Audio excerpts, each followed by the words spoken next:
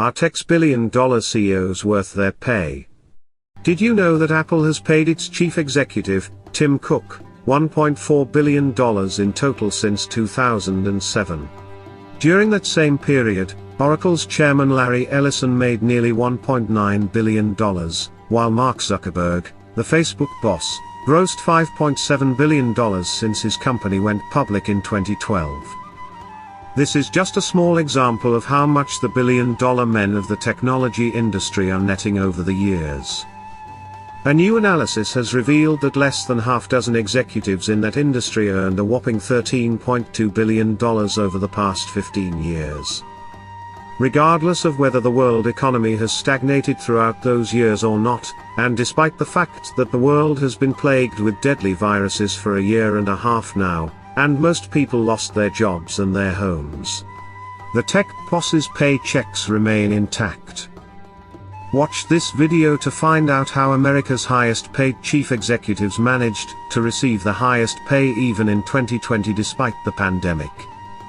This is the El Dorado, the YouTube channel where science and mystery combine to fathom the secrets of all unknowable.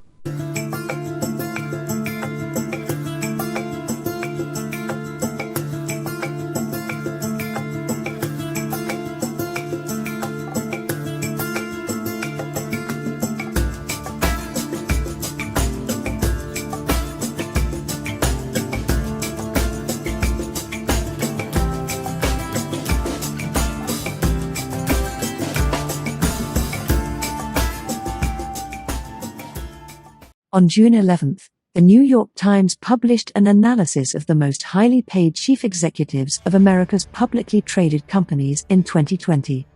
During the pandemic, those executives received some of the richest pay packages ever. But the unanswerable question remained, are they worth all that money? What's so special about Sundar Pichai that Google has paid him more than $1.1 billion since 2015, according to data solutions company Equala?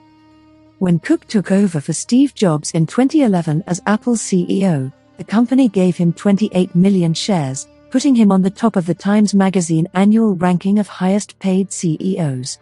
According to the New York Times, that stock was worth around $376 million in value. At the time, that stock award was labeled by experts as historic. But no one asked why. Today, those shares are estimated at around $3.5 billion, 10 times more than their historic number a decade ago. Are these bosses irreplaceable? For someone clueless about money, these paychecks are obscene. Facebook's Zuckerberg topped the Equala ranking of longer-term CEO pay, almost entirely from stock options on 120 million shares that Facebook handed him shortly after the company was founded. Zuckerberg sold about one-third of those shares for $2.3 billion more than a year after Facebook went public. If he'd held onto those shares instead, they'd be worth nearly $14 billion now. Nevertheless, he's still worth more than $120 billion today. From what it seems, the salaries of big-time CEOs just keep getting bigger and bigger. But why do they make so much, and has it always been this way? According to the BBC, bosses of top British companies earned in 34 office working hours in January this year the same amount that an average worker in the UK earns in an entire year. According to the Financial Times Stock Exchange 100 Index, chief executives earn a median of £3.6 million a year, 100 times more than the £31,461 earned by full-time employees in the UK. At the top of the pile of those CEOs is Tim Steiner, chief executive of the online supermarket Ocado, who was paid £58.7 million in 2019. That's 2,605 times the company's staff on average. In one day, he earned 7 times their annual salary. In the US, the picture is more extreme. Analysis by the Economic Policy Institute, a Washington, D.C.-based think tank, showed chief executives of the 350 largest U.S. companies earned an average of $21.3 million in 2019. This puts the CEO-to-worker pay ratio at 320 to 1, more than 5 times its level in 1989. These findings come as the coronavirus has worsened inequality, exposed low-income populations to greater health risks, and pushed job losses to unprecedented levels. This has resulted in mounting anger amongst the less privileged over the extraordinarily high salaries that top bosses continue to earn. But how did these huge pay packets ever come about? Visionaries like Elon Musk may deserve such high paychecks.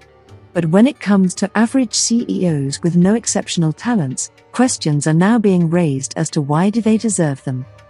Sandy Pepper, an expert in executive pay at the London School of Economics, recently published a study to find out why are there pay gaps between those less talented CEOs and the wider workforce. Pepper's analysis of FTSE 100 data since 2000 showed that all employee pay has increased about 3% a year on average, but CEO pay increased about 10% per year. Pepper says the underlying logic was to pay the CEO according to the company's financial performance. Ocado CEO Tim Steiner's 2019 pay packet included a bonus of £54 million for realizing a 5-year growth incentive plan.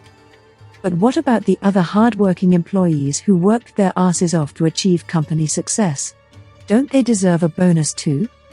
Not when those big bonuses are decided by board members who meet once a year to look at nothing but the company's stock performance.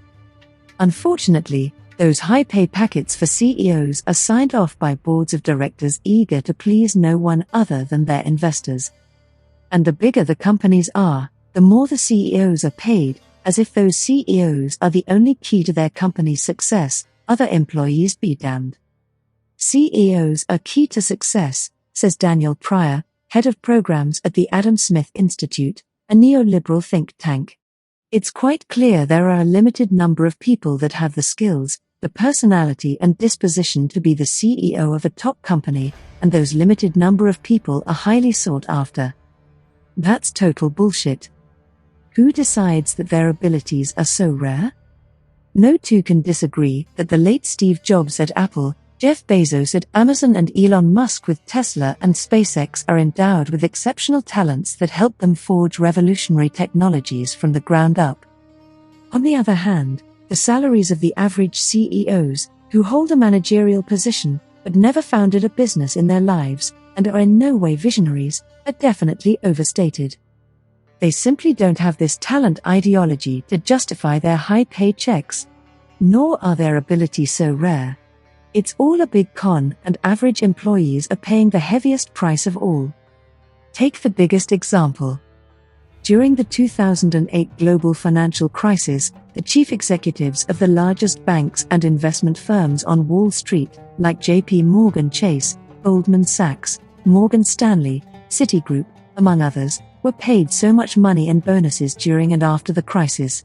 And the reason why CEO pay hasn't dipped lies in the vortex of self-interest between shareholders, board members and company executives.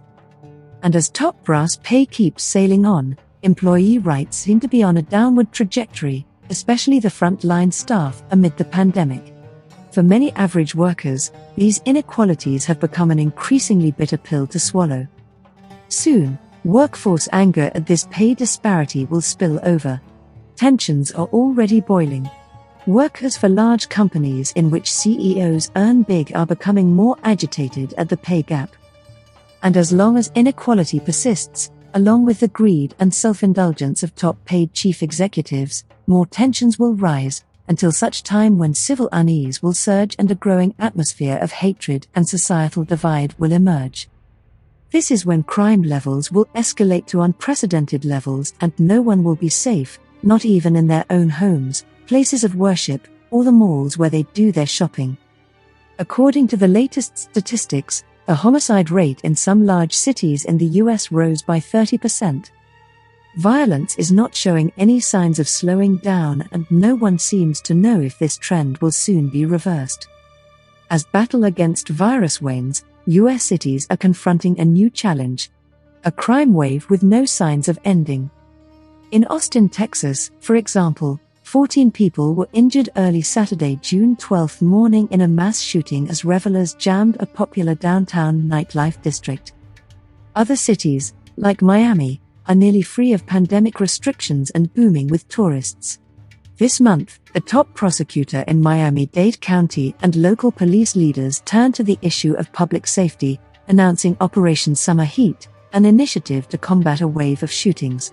Homicides in Miami are 30% higher this year than the same period in 2020, according to data from the Medical Examiner's Office. Business owners who are eager to see tourism return have been made especially anxious by the persistent violence. The issue of gun violence catapulted to the front of the hotly contested New York mayor's race after a rare shooting in Times Square in May that injured 3 bystanders, including a 4-year-old girl. Small and mid-sized cities have also seen an alarming spike in shootings. Last month, the city council in Jackson, Mississippi, gathered in a church for a special meeting over the gun violence crisis in a city of roughly 160,000 people. There were 130 homicides last year, according to law enforcement statistics, far surpassing the previous record of 92 killings in 1995. With homicides up by about 70% in the first 3 months of this year, the outrage and frustration continue to grow. The eye-watering CEO figures are startling evidence of a growing societal divide. They're the ones negatively affecting social cohesion and crime levels.